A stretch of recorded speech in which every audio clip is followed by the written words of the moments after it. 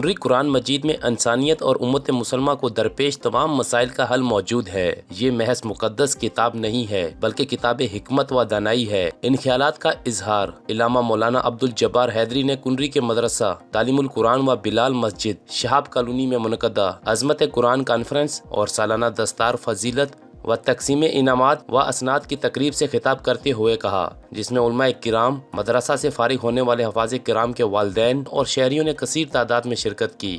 اس موقع پر علامہ مولانا عبدالجبار حیدری نے مدرسہ کے محتمم حاجی شہاب خان، شہزاد خان، محمد عالم آرائی، قاری عبید اللہ، قاری عطاء الرحمان، مولانا عبدالقادر بھان، مولانا مختار احمد نے شعبہ حفیظ القرآن سے سند فراغت حاصل کرنے والے 6 حافظ قرآن محمد اسامہ، محمد نواب، حیدر خان رحمت اللہ، محمد صادق، محمد ریحان خان اور محمد طیب کی دستار بندی کی، جبکہ 2 طلبہ عمر شہاب اور ابو بکر کو ختم قرآن پر ان میں انعامات و اسناد تقسیم کی گئی۔ علامہ عبدالجبار حیدری نے اپنے خطاب میں کہا کہ قرآن پاک حفظ کرنے والے بچوں کے خوش قسمت والدین دنیا و آخرت میں سرخرو ہوں گے۔ قرآن پاک سننا اور سنانا باعث برکت و رحمت ہے۔ قرآن پاک میں ہمارے تمام مسائل کا حل موجود ہے۔ اگر ہم مسائل و مشکلات سے نکلنا چاہتے ہیں تو ہمیں ہر وقت قرآن کریم سے رہنمائی حاصل کرنا ہوگی۔ مدارس اسلامیہ میں قرآن و احادیث کے ساتھ جو علوم پڑھائے جاتے ہیں، یہی علوم دینی و دنیاوی اعتبار سے صحیح مسلمان پیدا کرتی ہے۔ انہوں نے کہا کہ دشمنان اسلام اس راز سے واقف ہیں،